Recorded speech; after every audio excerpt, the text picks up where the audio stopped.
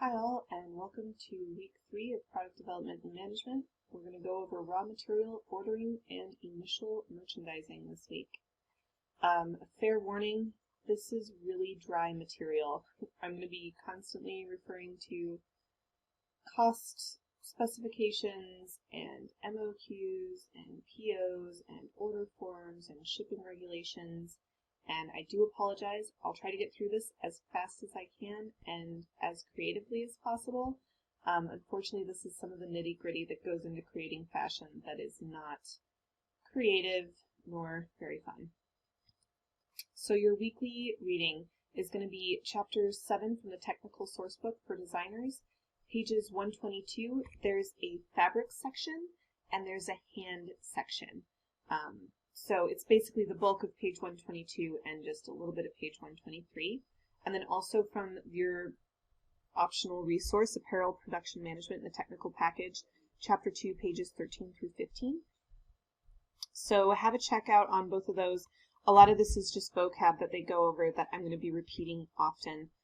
So it's just a second resource for you regarding that. So while on the issue of vocab, let's talk about some new terms. They might not be that new to you depending on whether or not you've gone over these in other classes. First one we're going to go over is MOQ, which is the minimum order quantity. MOQ is used in relation to raw materials such as fabric or trims, but also garment manufacturing MOQs as far as how many styles per color a factory will make. Basically, it means this is the minimum order that you need to give to the mill or to the factory to avoid a surcharge on the goods or services.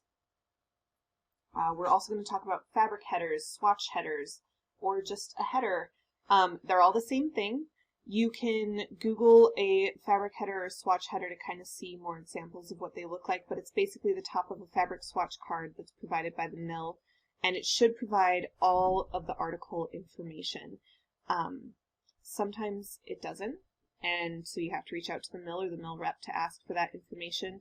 Or a lot of times the mill will actually provide a seasonal directive sheet or seasonal article sheet that kind of covers all of the information for all of their fabrics for that season, which includes like bulk MOQ, sample MOQ, bulk surcharge, sample surcharge, content, colors that are available, width, weight, etc. And then we have the fun accounting words, such as preliminary costing. This is provided by the product developer, and it's costing based on the bulk cost of the goods. So, for example, if you're ordering something for sample yardage, and the mill has laid out, if you order less than 25 meters, it's $10 a meter.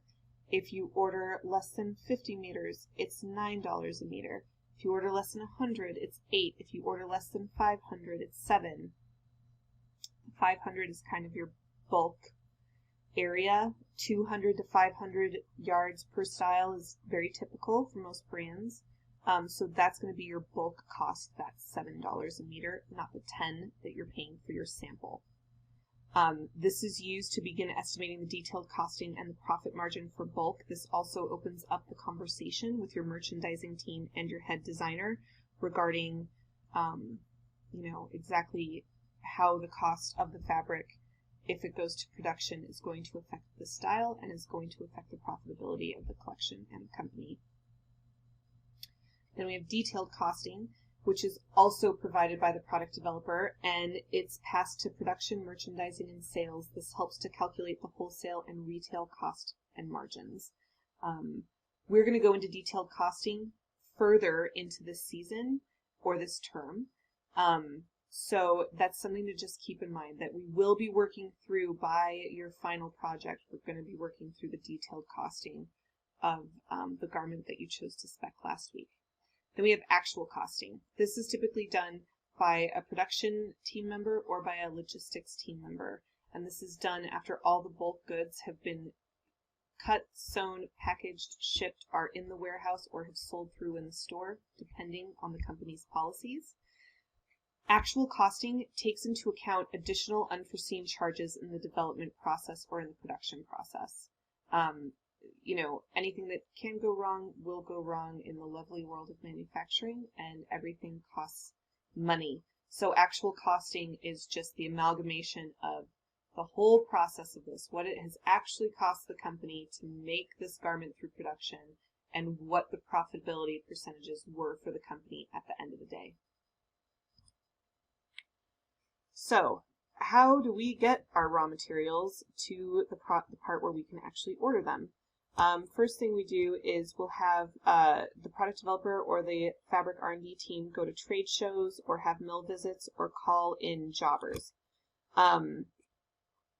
Basically, jobbers, if you haven't heard the term before, they're companies or people who buy dead stock goods or non-usable goods from mills and also from larger factories, and they sell them at a much discounted price through their own company or store. These prices are typically, so low, they're great. The only bummer is the fabric they have on hand is the fabric they have. Once it's gone, it's gone. So typically trade shows and mill visits are more often the way to go for bigger brands. Smaller designers, I think the way to go is typically jobbers. You don't have huge production runs when you're a fashion company that first starts out, and so it just eliminates a lot of the surcharges and a lot of the MOQ concerns. So once you get your fabric there, it'll be shipped to your place of business, and you will make your fabric choices based on your history of your company, kind of, the whole feeling you're going for, giving to your customers, what category you're developing. So is this outerwear, dresses, pants, and also the season. In addition, you'll discuss inspiration, categorical price, and the target with the, I totally messed that up. You're going to discuss your inspiration and your categorical price target with your mill rep when you're going about your meetings looking at these fabrics. Your categorical price target is basically saying, hey, we know for our highest amount of profitability, our shirts need to cost about $5 or less per meter in the fabric department in order for us to hit the margin that we need to hit to be profitable. It's always good to pass this information onto your fabric mills or your mill reps so that they can send you fabrics that are in step with the season you're designing for and are in step price-wise with the total cost target that you're trying to aim for. This gives you the highest rate of success for your collection. Once these are all received and all of this has been confirmed, all of the fabrics that are ready to be passed are actually in the right price range. You'll pass them to design and they'll narrow down their choices. Once they've narrowed them down, they'll pass those fabrics off to the product developer or the fabric R&D research team to reach out for availability on these fabrics. Now this is for sample availability. If you work for larger brands, sample rolls of fabric are typically ordered. So a roll minimum is 50 yards, typically 50 meters. And again, larger brands, they make so many samples out of that fabric, it just is cheaper for them to order that whole roll and use whatever's left over to pass on as extra for production. But a lot of times with smaller brands and startup companies, you'll want to just order the minimum cut quantity for your samples. The rule of thumb here is that 5 meters is the perfect amount of sample ordering for t-shirts, blouses, dress shirts, and pants and shorts and skirts.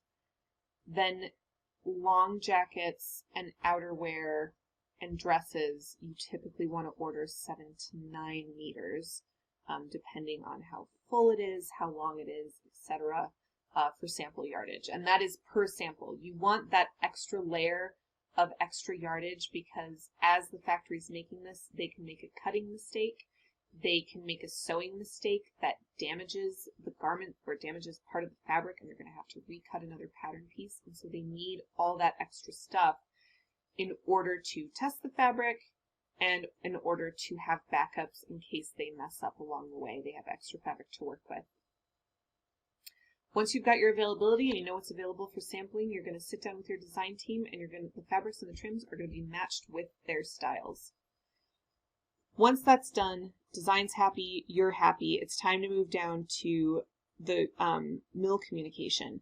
So what happens here is, and we'll go over this, I have an example further on in the discussion, the product developer or the fabric R&D team will communicate with the mills and talk about, what sample yardage, if there was a lower amount, is it still there?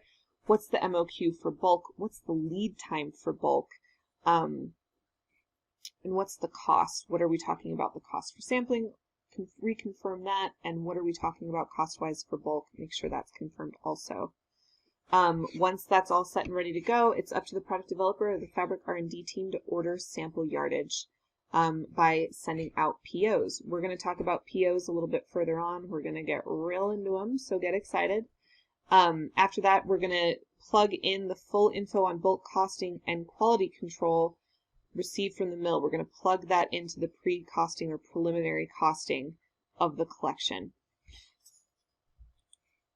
Okay, so some problems that can arise as we're going through this, and this is just to give you guys an idea of how fickle a beast raw material is in the whole scheme of creating a collection season after season. Some of the issues are sample yardage quantity is unavailable. That happens more often than not. It's the biggest problem you face when ordering sample yardage, and it can get really frustrating because you have to keep on going back to the drawing board and finding other fabrics that were chosen throughout the trade show or mill visit process. Find something that's the same price, same hand feel, same weight, roughly, and find one that's actually available in sample yardage. Sometimes the sample lead time is too long.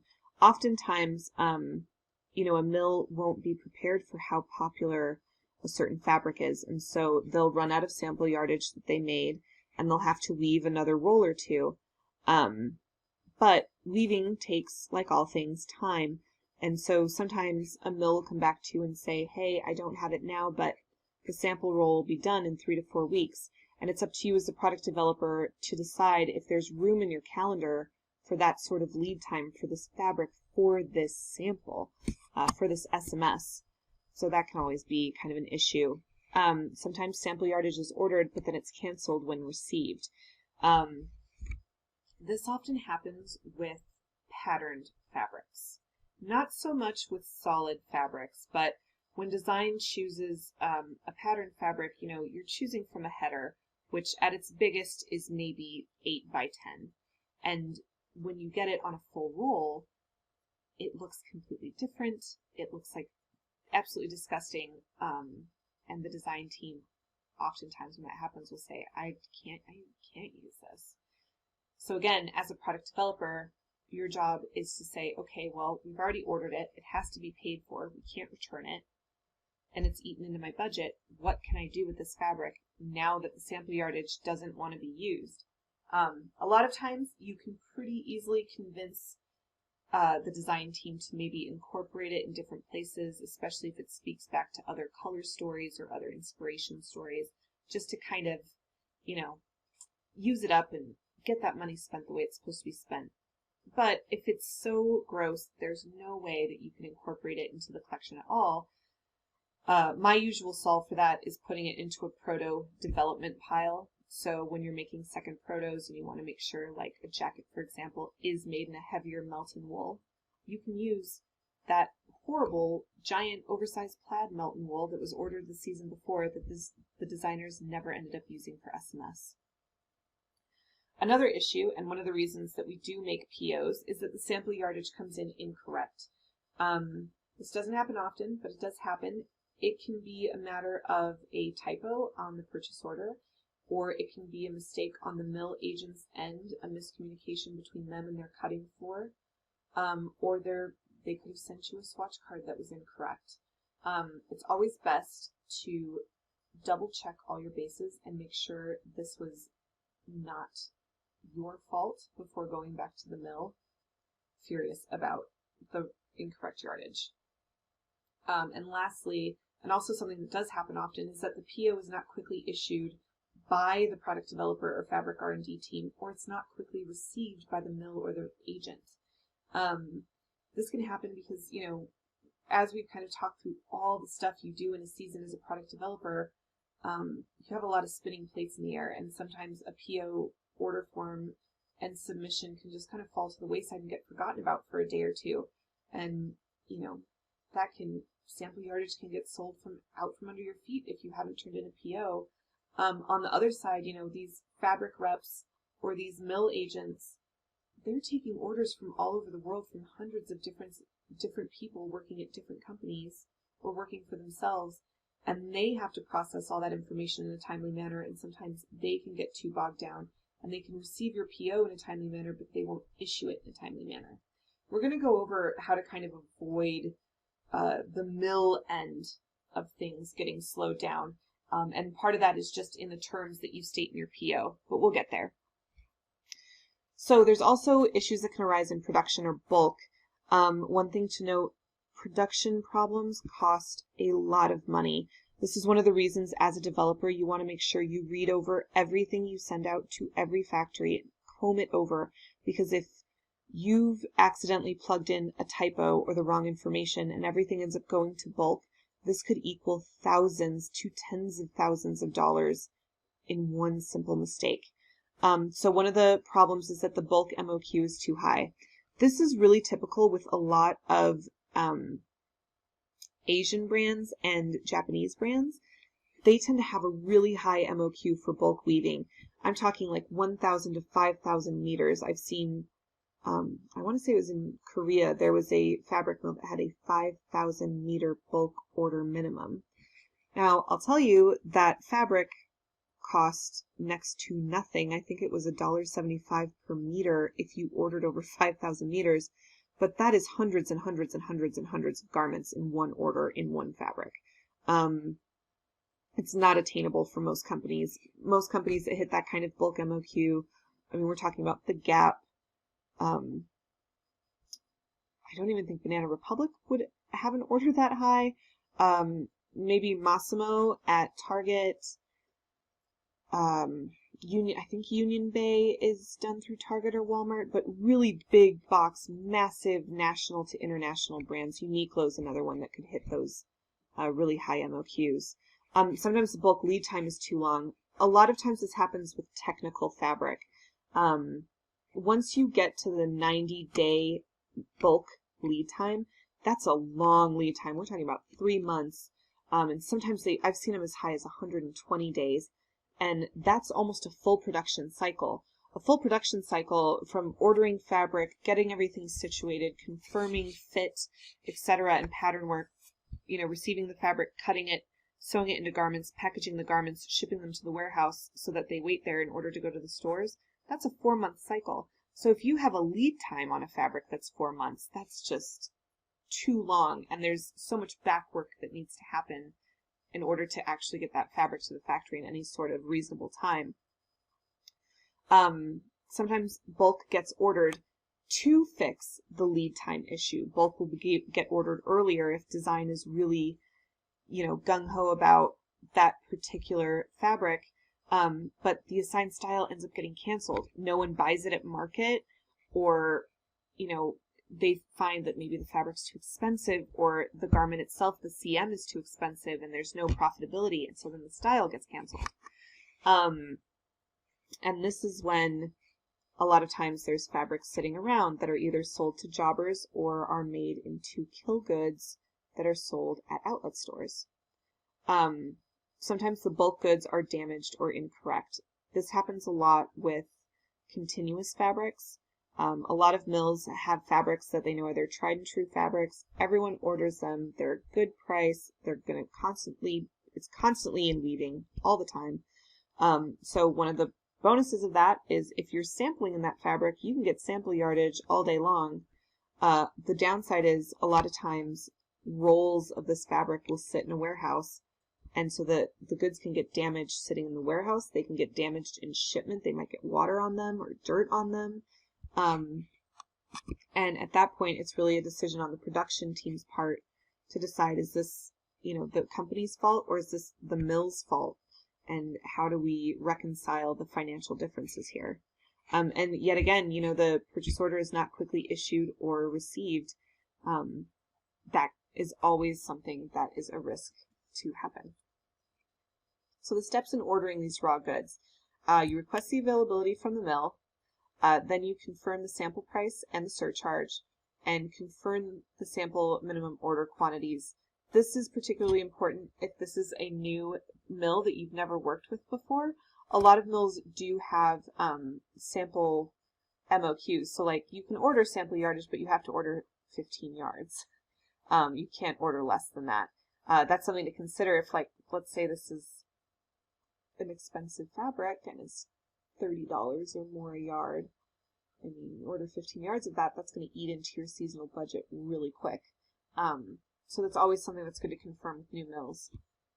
You then want to match the raw goods to the styles and confirm the total amount needed to sample. So if, for example, this shirting fabric is going to be made in 3 different blouses, and it's going to be like internal underlying in a skirt, you need to calculate how much yardage is needed for each. So if it's 5 yards per sample and you've got 3 separate samples happening, then you do need the 15 yards.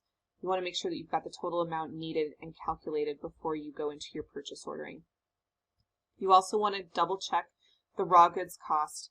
Always confirm and reconfirm with the mills. They won't get annoyed, I promise. It's saving you trouble and it's saving them a load of trouble. And you also want to double check this so that when you are doing your preliminary costing, it's correct. It can sit as it is once you order it, and it sits there all the way through the detailed costing before you hand it off to production and merchandising and bid it adieu. After all that's confirmed, then you want to create the PO. You want to make sure all of your information you've confirmed and reconfirmed is included in this purchase order because it is legally binding. So all the information needs to be correct to your best knowledge. You also want to be sure that the payment terms and delivery date have been confirmed by the mill. A lot of times when I send a PO, I'll say, you know, I just want you to reconfirm your delivery date is this date I've stated on my PO, and that our payment terms are COD, which is cash on delivery, or net 30, net 60. That means once I receive the goods, I have 30 days to pay, I have 60 days to pay, etc. Here's an example of what a fabric header looks like. You'll typically have the swatch down here, and then all of this information, most of this is included on every single header, but not all. A lot of it, the more detailed stuff such as the surcharge, bulk MOQ, and sample MOQ is actually included on that seasonal delivery or article list that I talked about that the mill provides, just because it's typically handwritten or it's typed up on a sticker and adhered to the header. So it's more work for the mill if they have to include all of this information, and it's just not on an automatic generated list that they print out and send to you.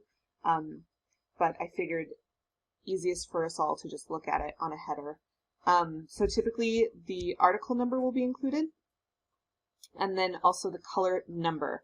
Mills very rarely will include like an actual color, only because it can get very confusing. This fabric's a great example. What do we call this? Do we call it beige? Do we call it tan? Do we call it brown? Do we call it black because the plaid's kind of black? So that's one of the reasons why there's never typically a color name. There's a color number that the mill can use as an identifier. There will always be content on here, and if the country of origin isn't on there, you want to double confirm that with your mill. For example, Albini, they do have mills also in China. So for their larger customers that order, 1,000 plus meters, they have those. I think anything over 500 is woven in China. And so for all of your customs paperwork and duty paperwork and your tags inside of your garment, it has to have the correct country of origin.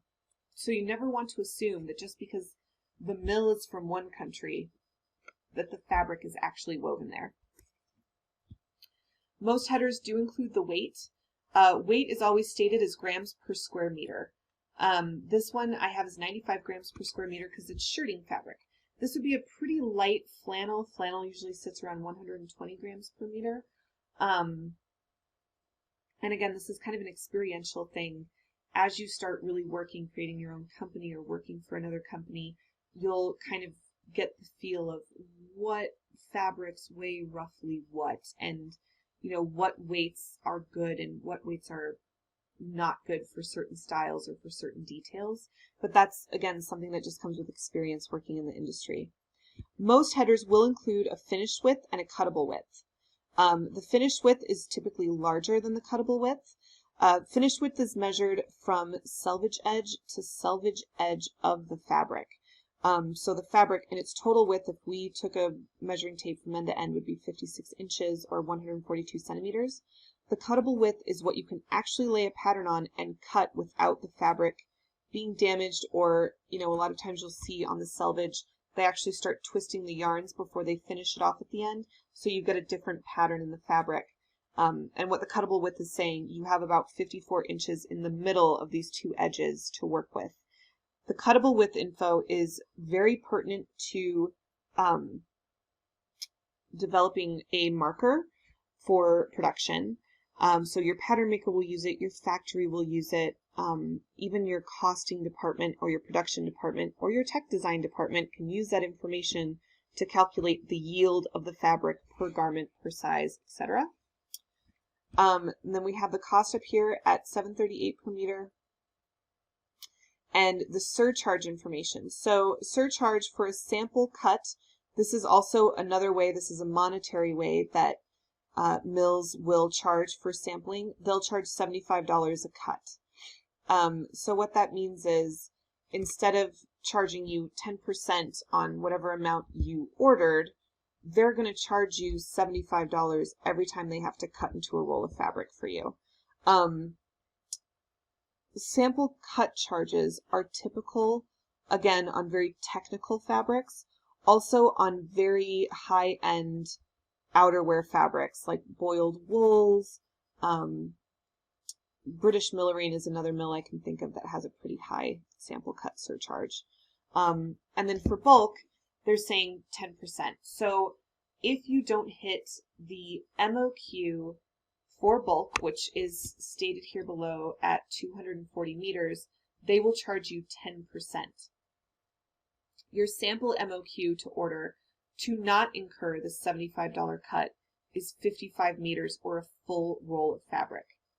To give you an idea, 240 meters makes about 85 shirts, depending on your size run.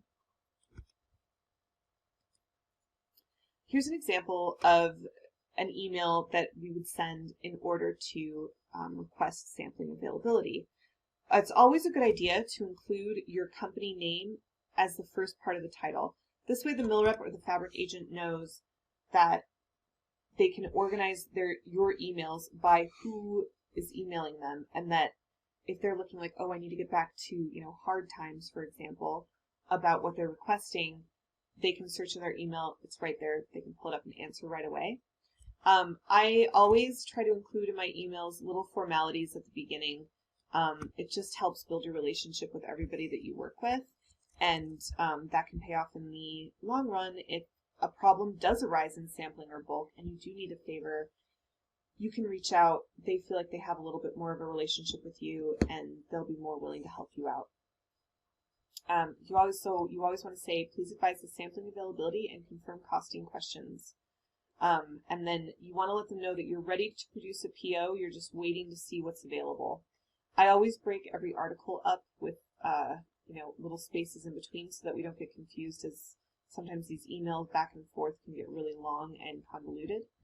So I've included the article number, I've included the color number, but I've added my own color interpretation. Part of this is to kind of keep track for myself, but also as a double check with the mill. Let's say color 1101 isn't black, it's actually like a brown color. They'll say, hey, you have black written down, but that's brown. I can go back to the card, make sure I picked the right color. Sometimes the cards aren't very clear. So it's just a way for me to back up my own paperwork when I do this. So I've asked for these 3 articles, and I've stated what I know they're costing to be plus what the sample surcharge is. Here's an example of what we received back. A lot of times they'll let you know, like, we're blowing out of stock, aka everybody's ordering, we weren't quite prepared, we didn't weave enough fabric.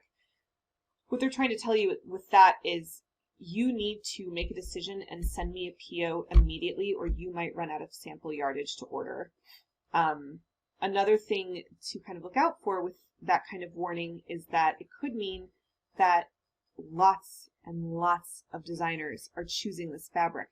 So you run the risk of somebody else having something made in the same season in the same fabric. It's just something to look out for. So typically they'll answer in a different color. This is always, again, good email protocol, as I'm sure you all know. I'm kind of beating a dead horse, but good protocol in order to kind of keep track of what you're talking about and what they're talking about. So he's saying, 25 yards are left of the first article and the costing is confirmed. The second article, there's 3 yards left. The next roll is available in March. Now, again, this is one of those things where you have to kind of decide, as a product developer, look at your calendar, if you can wait that long. But you have to keep in mind, if nothing goes wrong with the weaving of the roll and it's all woven in the time that they're expecting it to be woven, you still have to get alerted by the mill rep, place your PO, solve all of your payment term issues if there are any, plus wait to receive the fabric as it's shipped to you or to the factory it needs to go to in order for it to start being made into sampling. So this is one of those things where you really need to look at your overall calendar and just see if you have any room left to do this. The last one, he's saying this is continuous. There's hundreds of yards available. Again, this is one of those continuous fabrics that we can have issues with in bulk, but for sampling it's great. And he's saying now the price is $362, not $350. This happens a lot with continuous fabrics, and it's just part of, inflation worldwide. It happens.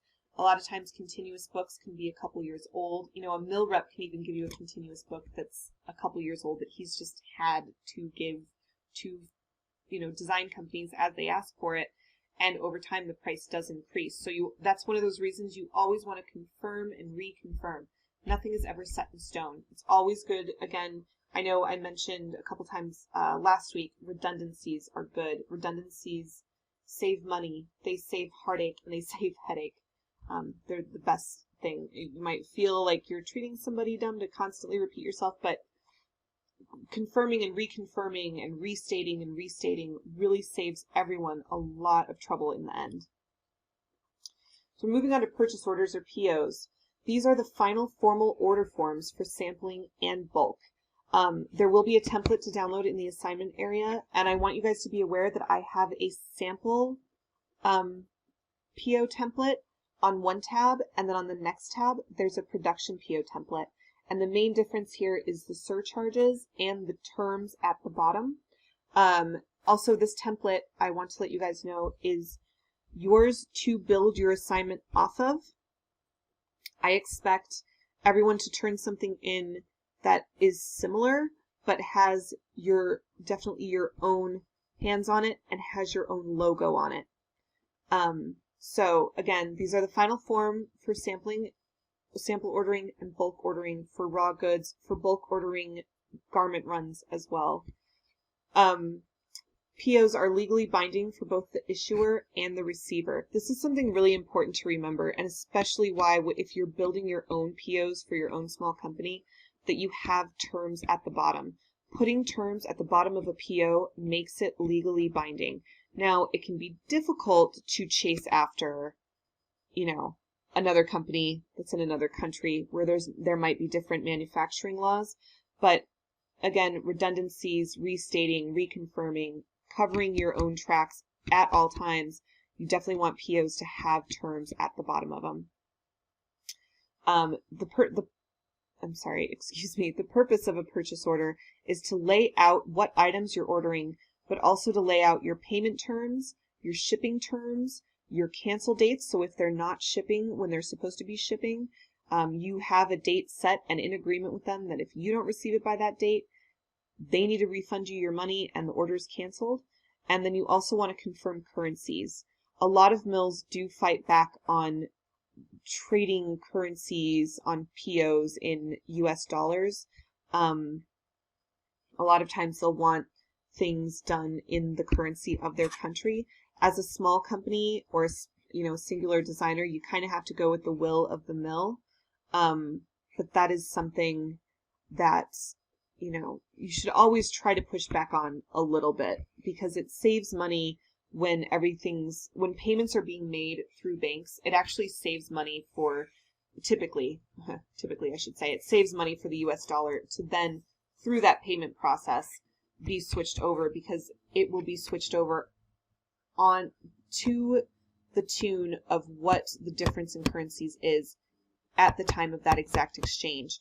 Whereas if you have to do it, let's say in the euro, and the day that you fill out the PO, the euro to the dollar is $1.34, but the day that the payment actually goes through, it's $1.15, you've lost almost 20 cents per yard. I know it's these little things, but if you think about it, especially with bulk, if you're ordering hundreds of yards, that can end up costing hundreds of dollars. POs are used to order fabric, trims, production size runs, and packaging material. So pretty much everything. There's different POs depending on, what you're ordering. We're going to focus just on fabric again, but it is basically, fabric is the most detailed, but there's just little tweaks here and there when you're ordering trims. Production size runs, you kind of just have the same thing, like the style number instead of article number, the fabric it comes in, and then a breakdown of the sizes. This is something we will probably go over a little bit later this term when we're talking about market prep. So at the end of this course, we'll cover that. And packaging material. A lot of times factories do provide their own packaging material for production, but it's up to you as a designer or a company owner to decide if the packaging material they provide really speaks to the quality you're trying to convey of your garments. So a lot of times, many smaller brands, and also many higher end contemporary brands prefer to order their own packaging material in order to keep, everything kind of in that consistent breadth of their brand image. So this is an example of the header from the PO that we're going to use. You'll notice I have my logo here. You always want your issue date, and this needs to be the most up-to-date date. So if I'm going to fill this out and I'm emailing it today before I leave work, you've got to have that date in there. You want to have the season that it's for. This is an order for the mill rep or whoever processes your PO on the other end to understand the urgency of this. And also you want to just put the mill in here. This is almost for your own record keeping, and also for the mill to know that they're getting the actual correct PO. You also want to have a PO number that's easily stated up in the corner. A lot of times with bigger companies, the PO number is automatically generated through a PLM or a PDM system, because that's where the purchase orders are put together. Smaller companies, or if you're running your own company, you'll do this in Excel most likely, or in Word, and you want to have your own PO number. Typically PO numbers need to kind of have the same informational layout as style numbers do. I prefer to have, sample season number plus is the sampling or production, so S or P, then the PO number. And that's just to help me, so when I look at it, I'm like, I know exactly what season this is for without having to look over here to the season. I can just look at the number and be like, okay, this is for this season, this is the sampling PO, not the production PO, and this is the number. The contact information, if you are working in a company, you need to always make sure this is the information of the person issuing the PO. Or some brands that are bigger, they have somebody who directly deals with any PO discrepancies, typically in accounting. You want to make sure that this contact information is always correct. And then the person receiving the PO, their information is going to be over here under vendor. In addition, you want the currency, the shipping information, the estimated ship date, and the payment terms for sampling POs stated at the top. This is really important. It needs to be the first thing that the company sees that receives your PO. So when you guys are filling this out for your assignment, I expect this all filled in. Ship via means in a company format. So if you work for a brand that has their own FedEx account, their own UPS account, you want to put, like Hard Times FedEx account number, blah, blah, blah, blah. If your company or you as a company owner are very, very in tune to what shipping costs can add up to, you might say you can only ship this via international economy, you want to make sure that's also mentioned in here so that if they do continue to ship at priority, even though you've stated in your PO for them to not, you again have a paperwork backup to go back to them and say, hey, I want a discount on my next order. I asked you to ship via this and you didn't, and they charged me $120. So I want that off of my next order. Then you want your estimated ship date. This will fluctuate in accordance with your issue date, depending on your payment terms. So if your payment terms are COD or cash on delivery, that means that the mill will not send anything that you order until they have a confirmation of payment that either you email to them or they hear from their bank. And this can take up to 2 weeks depending on how your accounting team works. It can be a real pain in the neck. This is typically COD, unfortunately, when you first start working with the mill, is required, and only after building up a relationship with them will you be able to push it out to a net 15 or a net 30, meaning that you pay 15 to 30 days after delivery of goods. If it is COD, you want to put your estimated ship date at least 1 full business week ahead of your issue date. If it's net 15, net 30, net 60, then your estimated ship date should always be about 2 to 3 business days from your issue date. This is basically telling your rep or your agent, whoever you're sending this to, that you understand they can't do things, by wiggling their nose and poof, it happens, but that you do expect that they take care of your PO and your order and they ship by the end of the week or the beginning of the following week. So this is an example of the body. You're going to get this in the template that you're going to download in your assignments. And so I've just kind of carried over the currency that we saw in the last slide. And this is basically the information that's needed. You need the article number and the color number. Again, just the color number provided by the mill. If they did provide an actual color, include that as well. This is just a backup system to make sure that you've got all the information entered correctly, either in your PLM system or in your Excel file. Then you want the content and the width. This is, again, just double confirming that you've got the right article number for yourself and also on the other end for the mill. You want to include the cost per meter. This is the cost that you're currently paying. So, for example, if the mill gives you a cost sheet with a sliding scale, that if you order less than 10 meters, it's $10 a meter. If you order less than 50, it's $9 a meter. If you order less than 100, it's $8 a meter. And then if you, et cetera, it keeps going up. If you're ordering the sample yardage, typically the most expensive cost, that's what you're going to put in your sample PO, is what you're paying at this point in time.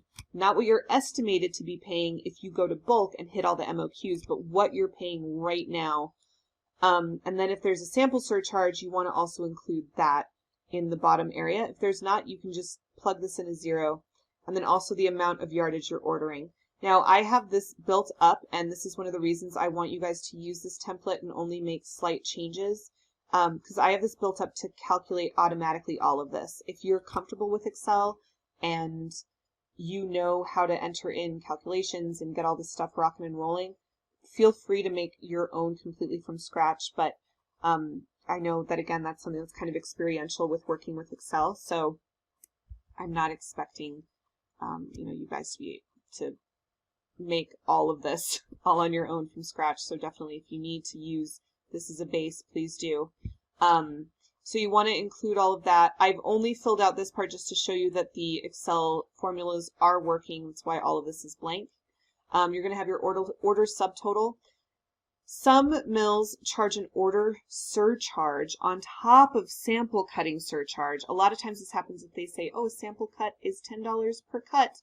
So you put $10 here, but then they say, oh, and a sample order is a surcharge of 10%. They'll, it happens often.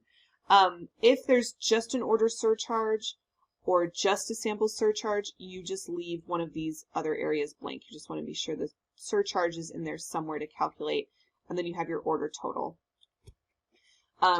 This is really a great way to lay this out, only because it's so clear to look at. It's so quick to look at, not just for you and people in your company, but also for the mill reps that you're sharing this with.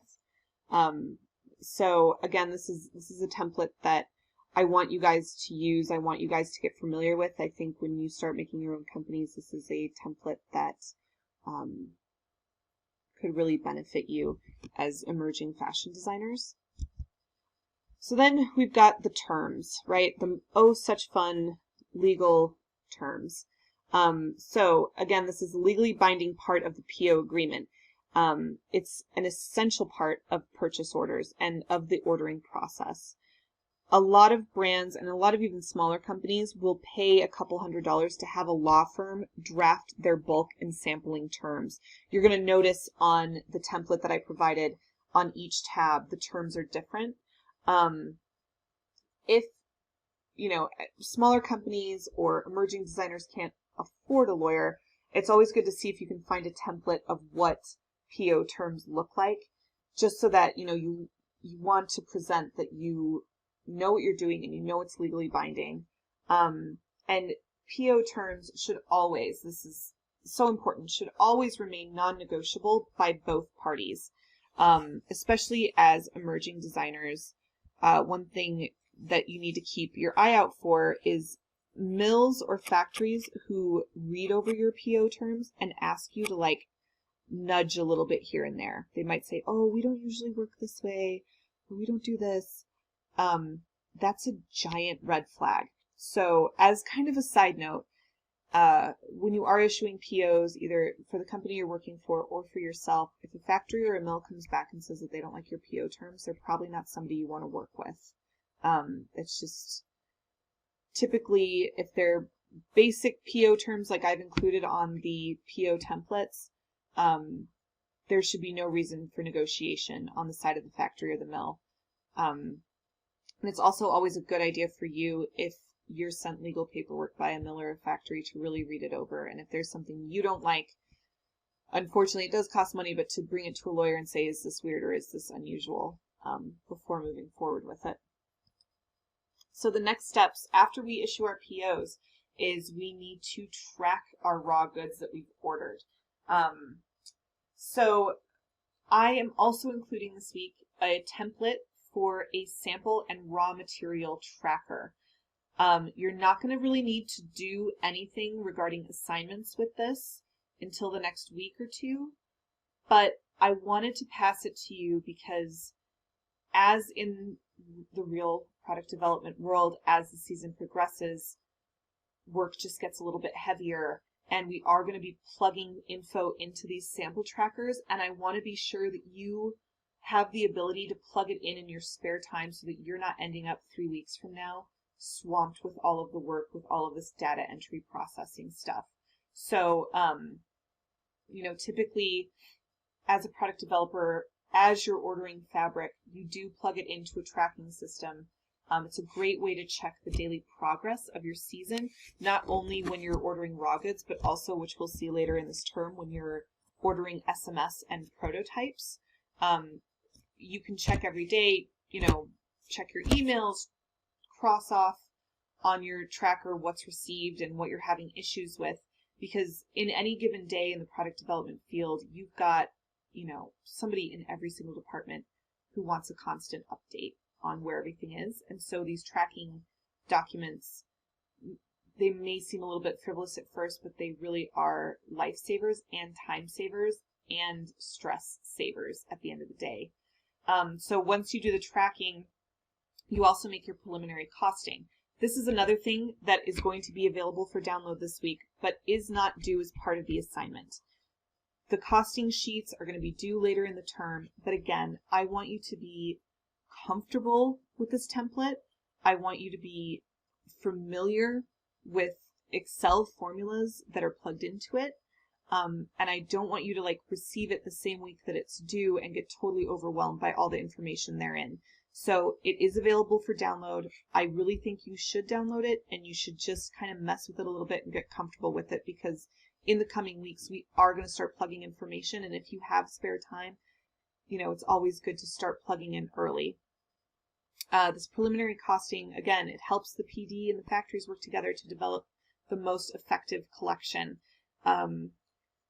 This is something that is not, again, none of this is really the fun side of fashion design, but is so essential because, you know, you can get a fabric and be like, oh, this fabric is priced great. It's $4.30 a yard. I'm making it in a giant floor-length trench coat that, oh my gosh, needs 7 yards for yield. So suddenly this thing is way too expensive and my jacket's going to be completely priced out of my entire categorical budget for my brand. Oh, what do I do? So this is one of the reasons that preliminary costing is so effective and so important. And again, why we're going to kind of start messing with it and plying into it this week. So your assignment, even though you're going to have 3 downloads, you're going to have a download for a PO template that I just went over that, you know, I expect you guys to use. I think unless you're more comfortable with Excel and plugging in different formulas, it's the template you should use. And as you start your own companies, you know, possibly use then as well. I want to be sure a logo is used also on this. Going forward, all of your paperwork that's turned in needs to have your brand logo from your concept deck. Now, that being said, I did notice on the concept decks that typically it was just a typed brand name in the same font that was used for basically the rest of the pack. I've realized upon looking at my own that maybe my logo choice was not clear, but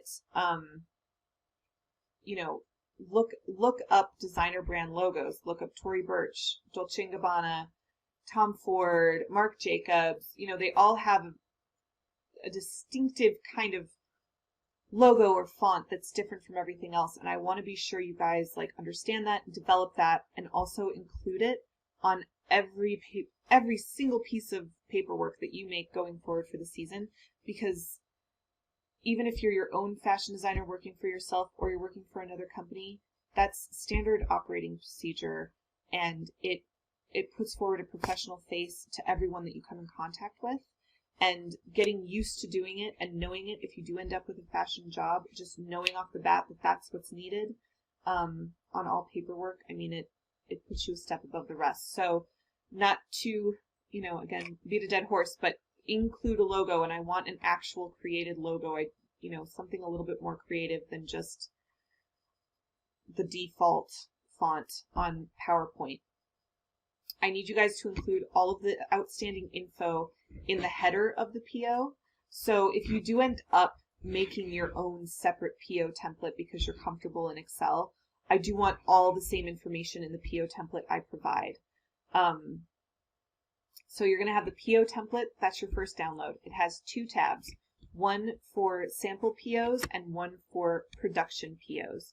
The one I want turned in is a filled out sample PO with the fabric that you're choosing to use with the style that you picked to spec for week 2. We're acting like this is an actual development of a garment through a season. So I want you to take this, you know, the sketch you chose. So if it's a shirt that you chose to sketch and spec for week 2, I expect it to be in a shirting type fabric. Same with if it is a jacket, I expect it to be in an outerwear type fabric. So that is your assignment, to just fill out a PO for that and return it. Don't forget the discussion. You know, you guys are all really good about doing the discussions, but make sure you do that. The other downloads that you'll have, aside from the grading rubric for your assignment, you're going to have a download for a raw goods and sample tracker. Again, nothing is due this week on that. I just want you guys to download it, open it, and get familiar with it because it's a lot of information. We're going to start in the coming weeks. Every time we have an assignment, we're going to start plugging information. One of the big parts of your grades is having a full and complete tracking document. So I'm passing it to you now so that you don't, you know, get it and then within a week be like, oh my gosh, I have all this work to plug into here. I don't know what I'm going to do. Nothing is due this week on that download. Again, but for your benefit, I'm providing it now so that you can start messing with it and plugging in your own as we go through the term. The other template that I have for download is the costing sheet with the preliminary costing highlighted. Again, nothing is due this week on the preliminary costing side of life. However, stuff will be due in the coming weeks. And this is a lot of information. And so I want you guys to open this, get familiar with it, and start plugging in information if you feel comfortable doing so, so that at midterms, you're not completely overwhelmed by the amount of stuff you have to turn in. As always, I am always available on email, GChat, and also on my phone, and on the LMS. I'm more than willing to answer any questions you guys have. If you have an urgent question, the easiest way to get a hold of me is to text me. My cell phone number is on my signature on my emails and was also in your welcome sheet. I know that this is a lot to take in this week, so I just want to let you guys know, remind you that I am available if you need me. Happy fashioning!